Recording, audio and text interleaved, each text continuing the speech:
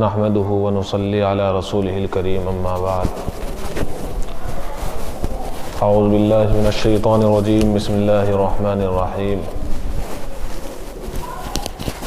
ان اللہ یأمر بالعدل والإحسان وإیتاء ذی القربى وینہی عن الفحشاء والمنکر صدق اللہ العظیم۔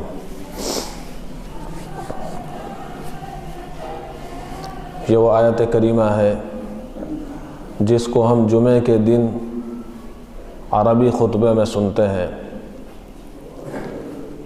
لیکن چونکہ زبان عربی سے واقفیت نہیں، اس لیے احساس نہیں ہوتا کہ کتنا بڑا پیغام ہر جمعے کو اس آیت پاک کے ذریعے ہم سب کو مل جاتا ہے۔ اللہ تعالیٰ ارشاد فرماتے ہیں انصاف کرو۔ اللہ تعالیٰ کا حکم ہے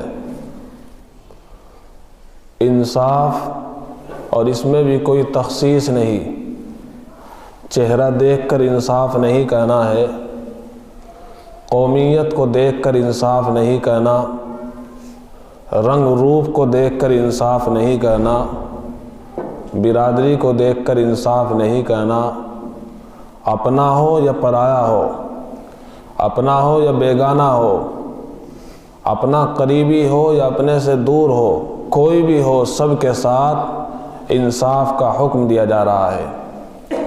حتیٰ کہ مسلمان ہو یا کافر ہو، سب کے ساتھ انصاف کا حکم دیا جا رہا ہے، اور انصاف کہنا فرض ہے۔ انصاف کا مطلب یہ ہے جتنا بنتا ہے اتنا دے دو، اور انصاف سے بھی بڑھ کر آگے حکم دیا جا رہا ہے والاحسان۔ احسان کا مطلب یہ ہے جتنا بنتا ہے اس سے زیادہ دے دو۔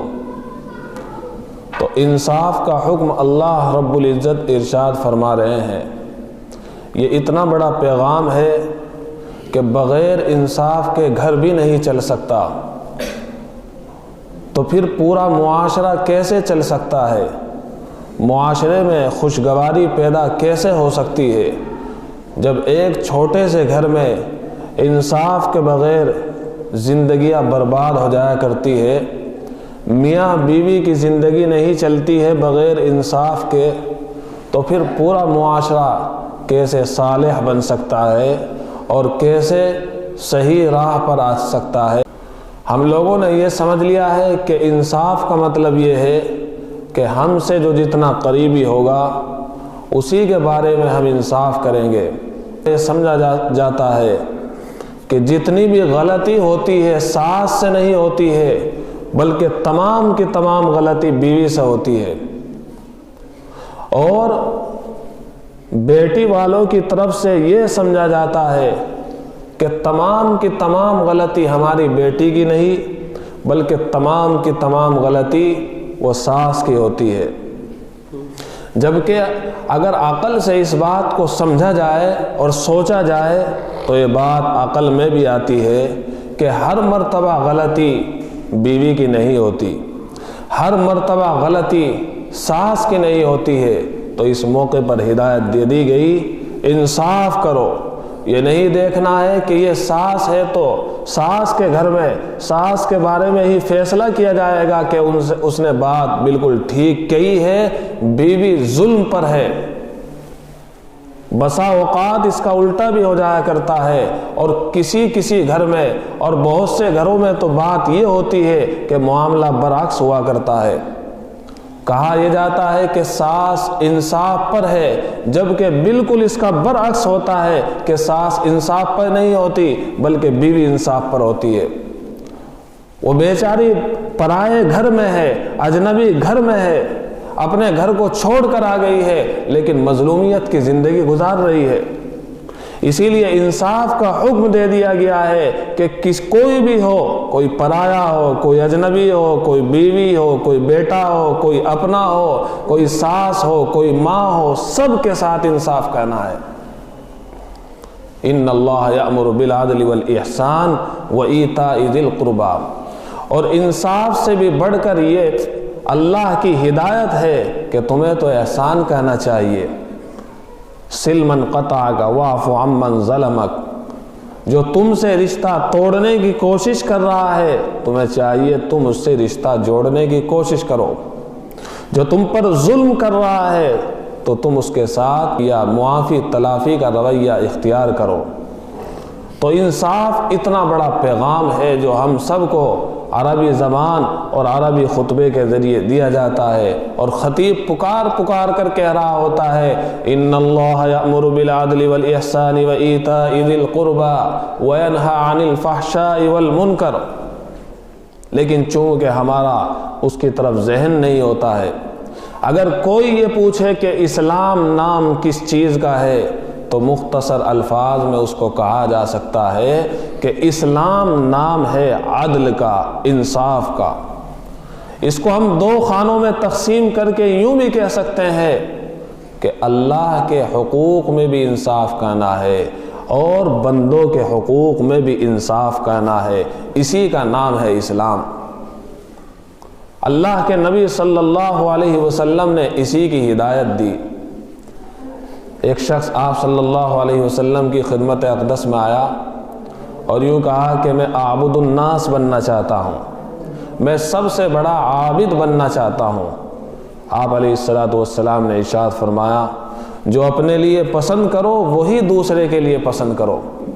ایک دوسرا شخص آیا، وہ کہنے لگا میں عدل و انصاف والی زندگی گزارنا چاہتا ہوں۔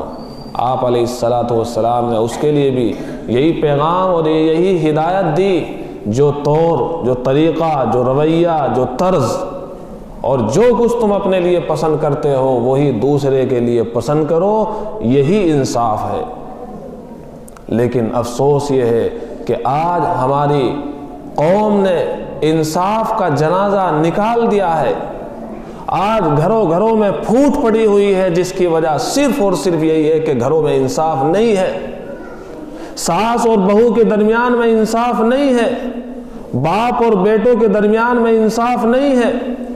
کبھی غلطی باپ کی بھی ہو جاتی ہے، کبھی بیٹوں کی بھی غلطی ہوتی ہے، ہر مرتبہ بیٹوں کی غلطی نہیں ہوا کرتی ہے۔ بہت سے گھر اجڑے ہیں باپ کی غلطی سے اجڑے ہیں، لیکن چونکہ ہم نے انصاف کے سبق کو بھلا دیا، انصاف کے مطلب کو بھلا دیا، ہر مرتبہ یہی سمجھا کہ غلطی بیٹے ہی کی طرف سے ہوگی، باپ کی طرف سے نہیں ہوگی۔ کاش یہ انصاف ہماری زندگی میں آ جاتا، لیکن ہم نے انصاف کو بالکل نسیم منسیہ کر دیا ہے، بھلا کر رکھ دیا ہے۔ تو خطیب یہی کہتا ہے ان اللہ یأمر بالعدل والاحسان، اللہ تمہیں حکم دے رہا ہے انصاف کا۔ نماز پڑھنا ہی صرف فرض نہیں ہے، دیگر عبادات کرنا ہی صرف فرض نہیں ہے، بلکہ انصاف کرنا بھی فرض ہے۔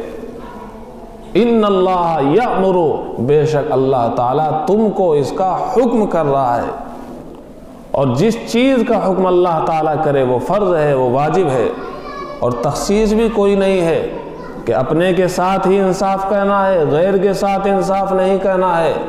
سرور عالم صلی اللہ علیہ وسلم کی مجلس ہے، اور آپ علیہ السلام کے احکامات ہے، آپ علیہ السلام کی ہدایات ہے، جن میں سراپا انصاف ہی انصاف۔